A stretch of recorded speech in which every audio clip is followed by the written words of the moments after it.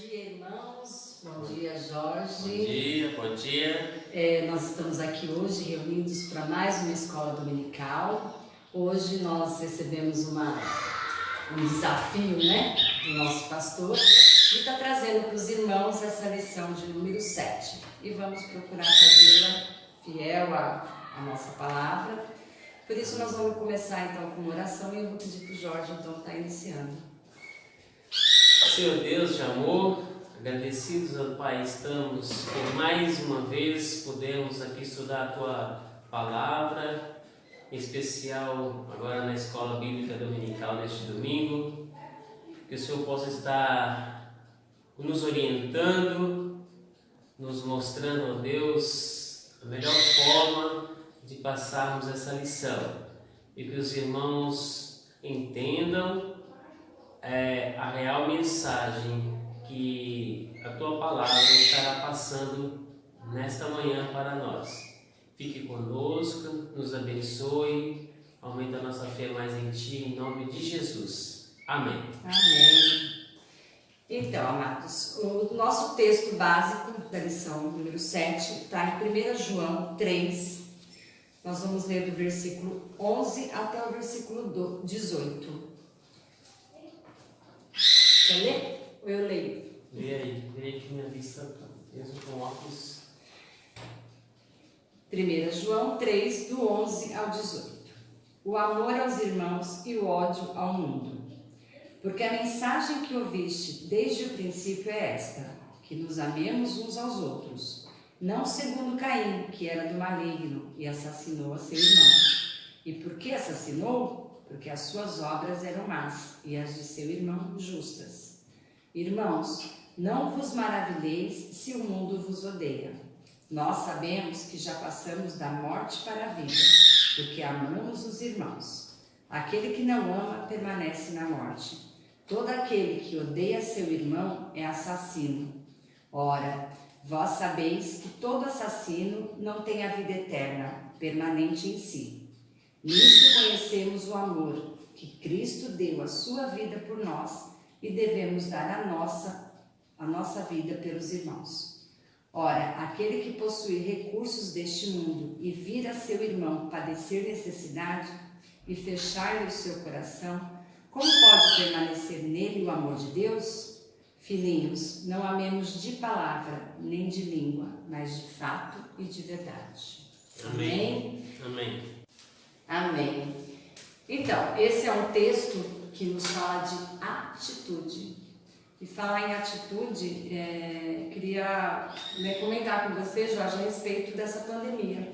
Nós temos percebido que desde o começo da pandemia, muitas pessoas se destacaram, durante todos esses meses parado aí, para ajudar o próximo, para fazer a diferença na vida do outro.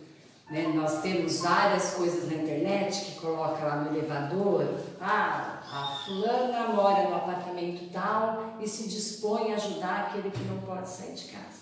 Isso foi uma prática quase que voluntária das pessoas que já têm no coração o desejo de ajudar.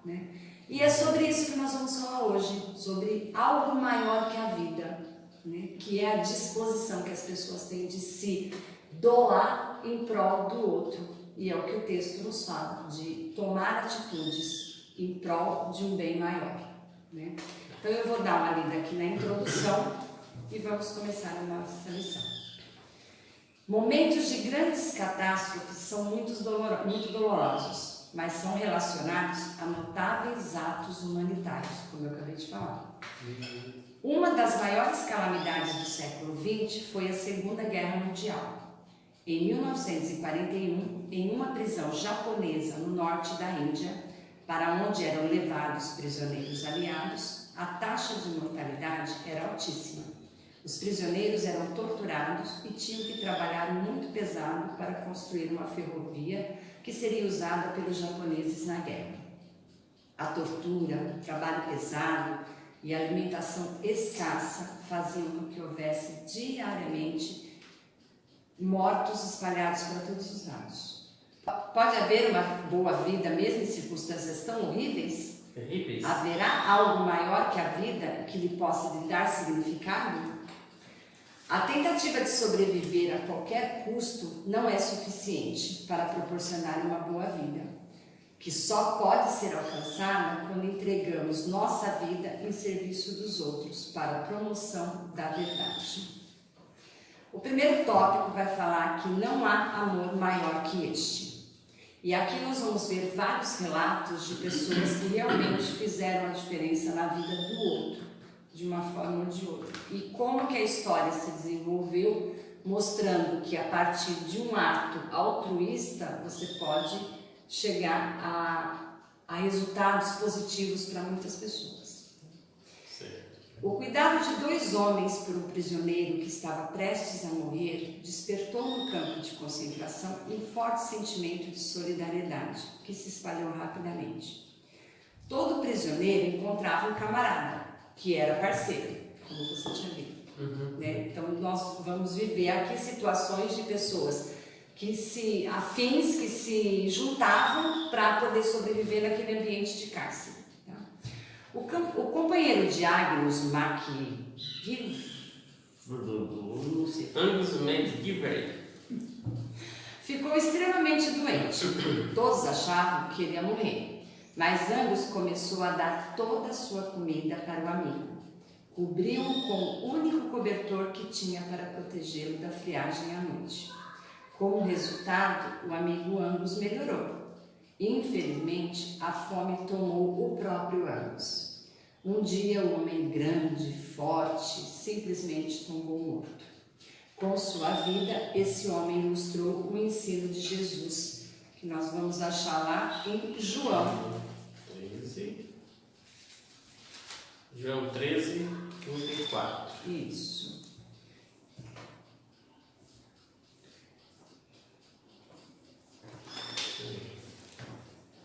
João 13, 34 diz: Novo mandamento vos dou, que vos ameis uns aos outros, assim como eu vos amei, que também vos ameis uns aos outros. Agora leu 15, 12. 15, 12. O meu mandamento é este, que vos amei uns aos outros, assim como eu os amei. Repete. Repete, confirma mais uma vez o que a gente tem falado. Um tempo depois, um soldado australiano foi pego tentando comprar remédio para um amigo que estava doente. Foi rapidamente julgado e sentenciado à morte. Na manhã de sua execução, todos os guardas japoneses também foram ver. O oficial comandante do homem condenado e um capelão foram suas testemunhas. Os prisioneiros notaram como ele estava calmo e sem temor, andando até o local de sua execução. Quando foram ordenados a parar, o oficial comandante e o capelão foram mandados para um lado. Sozinho, apenas com seu algoz de espada em punho, o australiano retirou o Novo Testamento do bolso de seu calção caque esgarçado, leu uma passagem para si mesmo, lábios mexendo, mas sem som.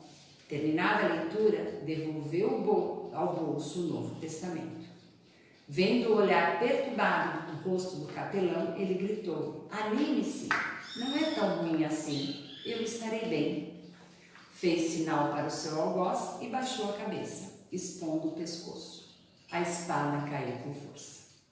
Algo aconteceu na vida dele, mesmo que ele tenha sido um prisioneiro, mesmo que ele tenha, hoje em dia, né, que ele tenha feito alguma coisa, mesmo lá dentro da cadeia, do cárcere, sendo condenado, ele percebeu que fazendo algo para alguém, o aliviou de muita coisa errada que ele fez. E além disso, né, uma coisa que toca aqui é que ele tirou o Novo Testamento do bolso. Às vezes a pessoa nasce com esse dom de ajudar, mas não tem a certeza, vou fazer o bem, só vou fazer o bem. Mas aqui, deu a entender aqui que algo mais aconteceu com ele. Ele não, simplesmente não foi fazer o bem, ele sentiu que precisava de se consolar na palavra, de se contentar na palavra. Mas é que, mais do que isso, a gente percebe, Jorge, que por ele ser um temente a Deus, por ele crer na palavra que ele tinha trazido no bolso, é que o impulsionou a ser o que era, um homem de bem, fazendo bem, né? Então a gente percebe assim que contraditório aqueles que falam, né, que quando a gente guarda rancor, a gente está fazendo mal para nós mesmos. O bem, quando a gente faz para alguém, isso volta para a gente nessa paz, né? Muita paz, viu? Vai deixar não, pode ficar todo que eu vou até lá me sacrificar. É um sacrifício, né? Eu estarei bem. E esse eu estarei bem é a certeza que a gente tem da salvação, né? Verdade. E esta lição é importante porque mostra que a vida centrada em nós mesmos é apenas um modo de sobrevivência, não um modo de vida plena de significado. Incidentes como esses convenceram os homens que a lei da selva, a tentativa de sobreviver a todo custo, não era a lei para os homens. A vida simplesmente não valia se os homens não estivessem prontos para morrer por algo maior que a própria vida. As duras circunstâncias da vida podem fazer com que seus alunos se tornem apenas sobreviventes, pessoas voltadas apenas à satisfação de suas necessidades mais básicas. E aí a história vai continuar. Ela vai contar que cientistas entre esse grupo, incluindo botânicos, químicos e médicos, começaram a examinar a flora da região, juntando plantas e frutas com propriedades analgésicas e anestésicas. Os remédios caseiros tratavam disenteria, doenças de deficiência de vitaminas e outros males. À medida que melhorava a saúde física dos prisioneiros, seus ânimos também voltavam a melhorar. Isso se expressou num desejo de aprender. Muitos dos homens guardavam livros escondidos entre seus poucos pertences. Juntaram os livros que tinham, começaram a emprestá-los e fizeram circular o conhecimento, implorando aos especialistas em seu meio que os ensinassem. Homens começaram a ensinar história, filosofia, economia, matemática, ciências naturais e pelo menos 9 línguas, incluindo latim, grego, russo e sânscrito. Tudo bem discretamente. Parece que a gente já viu essa história em algum lugar, né? Os professores desses cursos escreviam os próprios textos de memória. Instrutores de línguas compunham novas gramáticas em pedaços de papel. Uma renascença artística emergiu, quando músicos formaram a própria orquestra. Atores e diretores produziam peças teatrais e os artistas fizeram exibições em que dezenas de pessoas participaram. À medida que cresciam esses eventos renovadores, os homens se interessaram em descobrir se um Deus amoroso poderia existir. Um grupo de homens que desejava estudar a Bíblia se aproximou de Ernest Gordon, pedindo que lhe ensinassem a Bíblia. No início, Gordon hesitou, porque não tinha grande fé. Eles o procuraram simplesmente porque ele frequentava a universidade. Começou a ensinar, confessando suas dúvidas. Porém, ao ler os relatos da vida de Jesus nos evangelhos, a mente e a vida de Gordon mudaram. Veio a conhecer um Jesus que não tinha onde reclinar a cabeça, como nós vimos em Mateus. Interessante que o pessoal achou assim a necessidade nas coisas simples de sobrevivência e foi mudando, o relacionamento foi mostrando a necessidade de conhecer algo maior, que é Deus, que é Jesus. Tudo caminhava. E contagiou ainda até quem já era letrado, né? Que já era famoso, né? Igual o Gordon, né? Mas eu gosto daquela expressão, a graça é irresistível, porque ele sabia ler, mas ele não tinha muita fé. Mas lendo, ensinando, ele veio a conhecer Jesus. E lá em Mateus 8:20, não tinha onde reclinar a cabeça. Vai falar exatamente isso. Mas Jesus lhe respondeu: as raposas têm seus covis e as aves do céu ninham, mas o Filho do Homem não tem onde reclinar a cabeça. E no 4:2, vê aí. 4:2. E depois de jejuar 40 dias e 40 noites, teve fome. Jesus ele não tinha onde reclinar a cabeça, muitas vezes passou fome, conheceu a plena medida do trabalho duro, da rejeição, da desilusão e da perseguição premeditada. Esse Jesus havia experimentado quase tudo o que os prisioneiros de guerra conheciam diariamente. Gordon escreve: entendemos que o amor expresso tão sublimamente em Jesus era o amor de Deus, centrado no outro e não no eu, maior que todas as leis humanas. A crucificação foi vista como totalmente relevante à nossa situação. Um Deus que permanece indiferente às suas criaturas não seria um Deus que pudéssemos aceitar, mas a crucificação contou-nos que Deus em nosso meio Ele estava no nosso meio. Estava em nosso meio sofrendo conosco. Sim, é verdade. Jesus manifesta supremamente o amor do Pai por nós. Cita João 3,16 para nós. Porque Deus amou ao mundo de tal maneira que deu seu Filho único para que morresse em nosso lugar na cruz, para que tivéssemos vida eterna.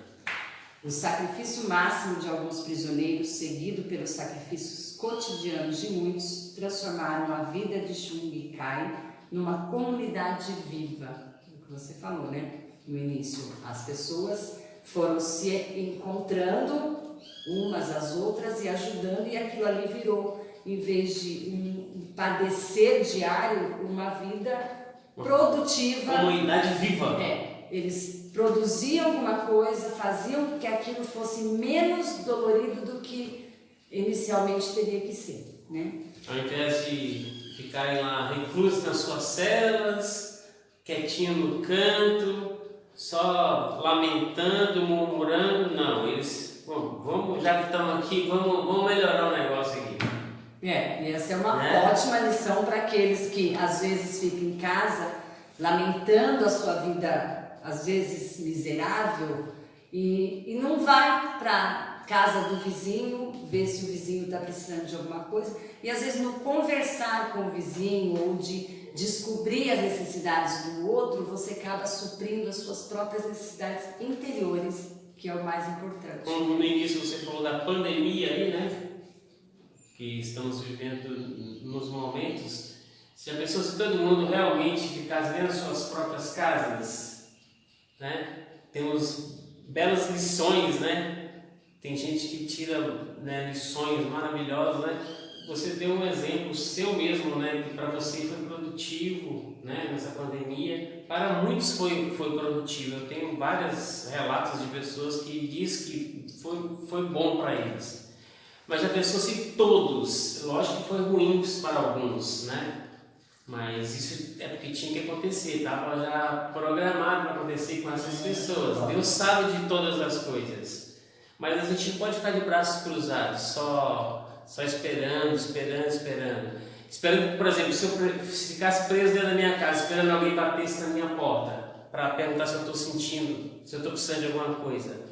Mas se o outro que tivesse que bater na minha porta, estivesse lá também, achando que eu ia bater na porta dele, tudo é diálogo, tudo é convivência. Hoje temos as redes sociais aí que pode nos ajudar. Quando nós sabemos usar, isso será de bom proveito para a nossa vida. Então, nós não estamos sozinhos nesse mundo. Com certeza. Temos um ao outro, temos o nosso próximo. Cabe a cada um se isolar, né? Com o mínimo imaginável de meios, os prisioneiros se juntaram para produzir as marcas identificadoras de uma civilização. Cuidado dos doentes, pesquisa científica, ampla educação e artes. Aí onde a gente pode colocar também esses cientistas de hoje se unindo em prol de um bem comum, que é a vacina para essa pandemia, né?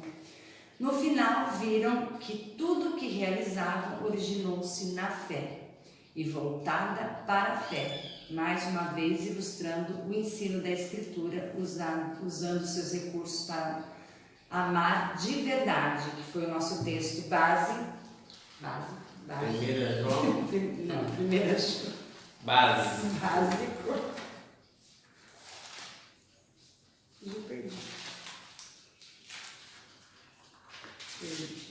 Quase finalzinho.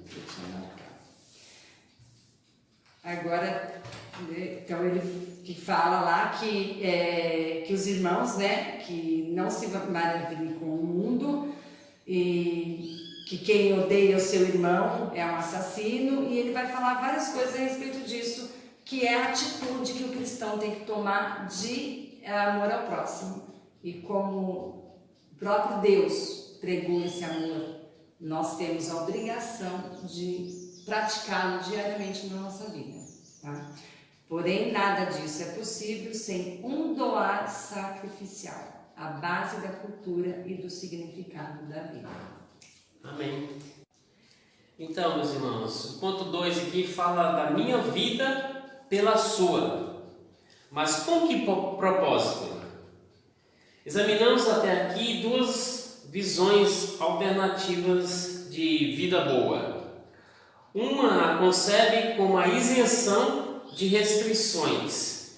Seus compromissos são com prazer, poder e autonomia pessoal. Acredita no exercício ilimitado da própria vontade.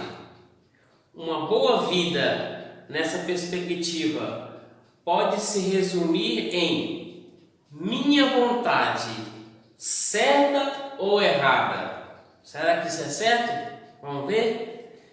Vimos, porém, que um compromisso total com o nosso caminho nos levará a uma vida desgraçada e impossível, ou seja, insatisfatória, né?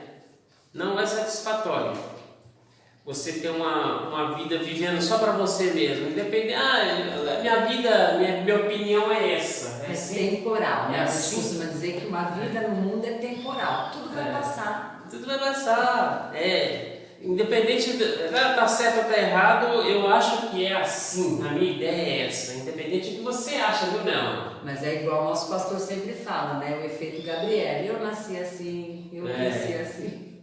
Pois é. De acordo com a outra visão, vamos lá. O alvo da vida não é a satisfação do eu. Deu para entender? A primeira aqui, a pessoa não, independente do que você achar, eu penso assim. E aqui está dizendo que não é a satisfação do meu eu. É a entrega do eu em serviço do outro. Olha que bacana, o cristão devia sempre entender isso. E às vezes a gente se debate ou depara, né, com pessoas cristãs que não pensam assim, né? Até quando conta com pessoas assim, eu acho que ele não é tão cristão, porque a Bíblia não ensina assim. O próprio Jesus viveu em prol da vida do outro. E a força dessa visão está nos seus efeitos transformadores. Mesmo nas circunstâncias extremas que o Ernest Gordon, que a Nelma disse, e seus amigos conheceram na guerra, essa visão transformou o pior dos campos de prisão em uma mini civilização. Olha só o que eu tinha falado naquela hora, né? Se eu ficar só esperando bater na minha porta, você está precisando de alguma coisa? O rapaz lá estava com frio, o outro já chegou e falou, toma meu cobertor, eu estou com fome, come aqui na minha comida. Isso é amor, né? Eu vou até resumir aqui, isso é amor. Isso é não pensar em si, só em si. Ô Jorge, eu acho interessante que nós temos uma história recheada de bons exemplos nesse sentido, né? E mesmo assim as pessoas elas têm a tendência a querer sofrer desnecessariamente, porque o remédio está aí. Nós temos aqui manual completo para uma vida feliz, uma vida plena, mas o ser humano prefere sofrer. Ó, como é bom e agradável viver em união com os irmãos. A história de Ernest Gordon e seus amigos resume essa segunda visão como minha vida pela sua. Nossa, eu gosto muito disso. Essa foi a perspectiva adotada por aqueles que descobriram, mesmo nas piores circunstâncias, como ter uma vida verdadeiramente boa. Mas será que a entrega de nós mesmos, ainda que de modo sacrificial, é alvo máximo? E agora? Boa pergunta. É isso em si uma boa vida? Nosso mundo está repleto de terroristas dispostos a se entregar em sacrifício. Na verdade, o terrorista ele faz isso, ele dá a sua vida Pela causa, pela ideia. Nós já falamos aqui que é interessante você se doar, mas o terrorista. Vamos lá, vamos continuar aqui. O que distingue homens e mulheres verdadeiramente bons dos terroristas? Alguém? O bom e o verdadeiro têm significado transcendente, ou são valores designados por uma cultura aos terroristas e por outra cultura ao corpo de bombeiros. Quais são a diferença de valores aí? Um dá vida pelo outro, o outro também está dando a vida. Só que não dá vida por uma causa. Pois é, né? e quando fala aqui, transcendente, né? Tem significado transcendente. Sabe o que é transcendente, gente? Se refere a princípios que estão além da realidade, mais óbvia e questionável. Se refere-se ao divino, fora do mundo material. Isso, aí está a diferença.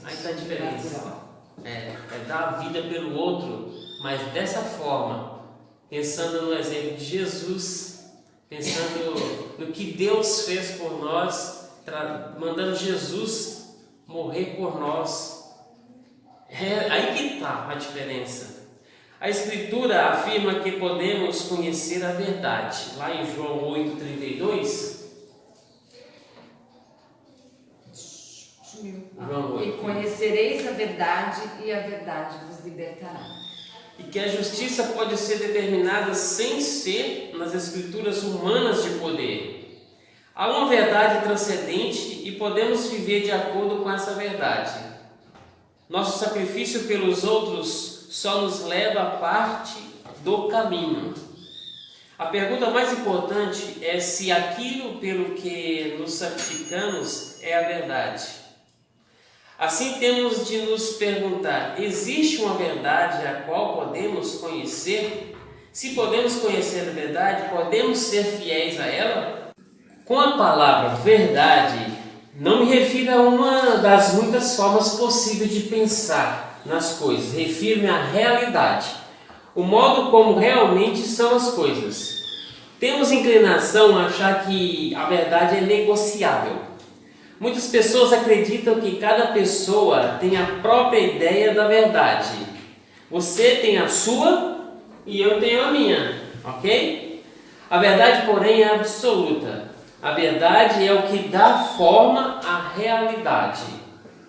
Essa é a definição mais simples e elegante da verdade.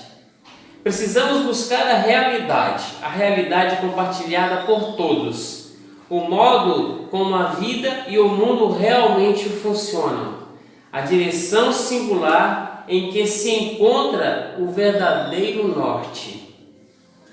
Se vamos nos sacrificar, queremos entregar a vida por uma causa que seja verdadeira, como diz lá em 1 Coríntios 13.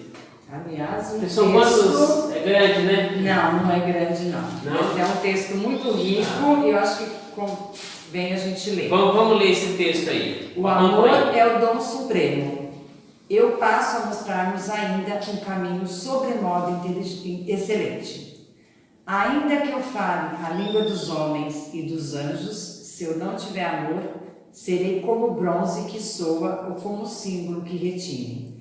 Ainda que eu tenha o dom de profetizar e conheça todos os mistérios e toda a ciência, ainda que eu tenha tamanha fé a ponto de transportar montes, se eu não tiver amor, nada serei. E ainda que eu distribua todos os meus bens entre os pobres, e ainda que entregue o meu próprio corpo para ser queimado, se não tiver amor, nada disso me aproveitará. O amor é paciente, é benigno, o amor não arde em ciúme, não se ufana, não se ensoberbece, não se conduz inconvenientemente, não procura os seus interesses, não se exaspera, não se ressente do mal, não se alegra com a injustiça, mas regozija-se com a verdade. Tudo sofre, tudo crê, tudo espera, tudo suporta. O amor jamais acaba, mas havendo profecias desaparecerão, havendo línguas cessarão, havendo ciências passará. Porque em parte conhecemos e em parte profetizamos. Quando, porém, vier o que é perfeito, então o que é em parte será aniquilado. Eu acho que até o 10 dá para... Agora só o 13 para finalizar. Agora, pois, permanecem a fé, o amor, a esperança e o amor. Esses três, porém, o amor é o maior destes. Amém. Realizações de valor têm de conformar-se com a realidade, o modo como as coisas realmente são. Se nos entregaremos a uma mentira, nos entregaremos por nada. Então, que verdade é essa, né? Muitos de nós evitamos essa dura questão de compartimentalizando nossa vida. Colocamos a vida religiosa num compartimento do qual cuidamos aos domingos e a vida secular em outro, de qual cuidamos nos dias úteis. Alguém já ouviu falar disso? Quando dividimos em compartimentos nossa vida, ela acaba se desintegrando, vítimas de sua própria falta de estabilidade. Não podemos viver com... A gente tem que ser o que é. No domingo, na segunda, na terça, na quarta, na quinta, na sexta e no sábado. Não tem aquele trocadilho que fizeram aí, que o menino chegava na igreja e falava que queria que o pai morasse na igreja? Porque e lá ele era bonzinho, né? Bonzinho. Então, é verdade. Né, o que você é no domingo, a roupa que você veste no domingo, ela serve para todos os dias da semana. E aí nós vamos então para a conclusão. O Sr. José vai nos trazer essa conclusão e a aplicação dessa lição. Então, é difícil, eu vou dizer para vocês que é difícil essa lição aqui. Mas que Deus possa estar falando aos nossos corações aí agora com a conclusão e a aplicação do Sr. José. Boa tarde e Deus abençoe. Obrigada, fica com Deus. Um abraço. Olá, irmãos. Como havíamos prometido, então agora vamos fazer o encerramento da nossa aula de hoje e dizendo para os irmãos, como havíamos falado lá no início da aula, o que ficou demonstrado aí na explanação do Jorge, da Nelma, que realmente é possível, nas horas difíceis, no momento da dor, tirarmos de tudo isso algo que nos traga paz interior, satisfação pessoal, ser feliz no momento da grande dificuldade. Mesmo em circunstâncias adversas, como eles falaram, eles irmãos viram que no sofrimento, na dor, na falta de recurso, nós podemos, mesmo sem ficar esperando o reconhecimento de quem quer que seja, sem escolher a quem vamos ajudar, nós podemos, sim, estar expressando a nossa vontade de ajudar o nosso próximo. E com isso, nos trazer momentos de felicidade, de uma vida boa. É possível, os irmãos viram. Uma boa vida, como a gente já viu no decorrer desses 7 domingos que passaram, segundo a vida secular, primeira ideia que vem é de uma vida folgada, benesses, conforto, material. E nós estamos vendo que não é bem assim.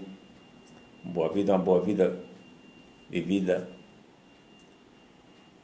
em função do nosso próximo, uma vida verdadeira, uma vida de amor àqueles que nós podemos ajudar, enfim. E pode ser em qualquer situação, mesmo quando está tudo bem e também quando não está tudo bem. Então essa foi a nossa lição de hoje, que a Nelma e o Jorge trouxe para nós, abençoadamente. Deus possa estar abençoando os dois e que no culto da noite possamos estar todos juntos novamente. Eu vou ler a conclusão para os irmãos da lição, que é rapidinho, e a aplicação. Diz assim, conclusão. Uma vida boa significa viver conforme a verdade, toda a verdade. Viver toda a verdade, viver com integridade, significa que não dividimos a vida em compartimentos, um momento para uma coisa, um momento para outra, vamos dizer, né? Mas integralmente. Mas vivemos cada faceta a partir de um centro de verdade, que sai de nós mesmos. Essa é a chave para se viver uma vida de virtude, sem a qual nós e nossa sociedade não podemos florescer, crescer, né, gente? Aplicação. O que você pode fazer hoje, de forma prática, para demonstrar aos seus vizinhos e amigos, de modo prático, o amor de Jesus? E aos desconhecidos? Então tá aí, gente. Isso é a escola bíblica, irmãos. Cada domingo a gente aprende um pedacinho, um pouquinho mais. E assim a gente vai enriquecendo, construindo a nossa história, nosso conhecimento dentro da palavra. E, como dizia o irmão, diploma. Ah, mas a escola bíblica nunca termina, não tem diploma? Tem. Sabe quando nós vamos receber? Naquele dia lá, que cada um receberá o seu galardão, o diploma da escola bíblica vem junto. Amém? Você crê nisso? Deus abençoe seu domingo. Um bom domingo para todos nós e um bom culto da noite. Até lá, Deus nos abençoe.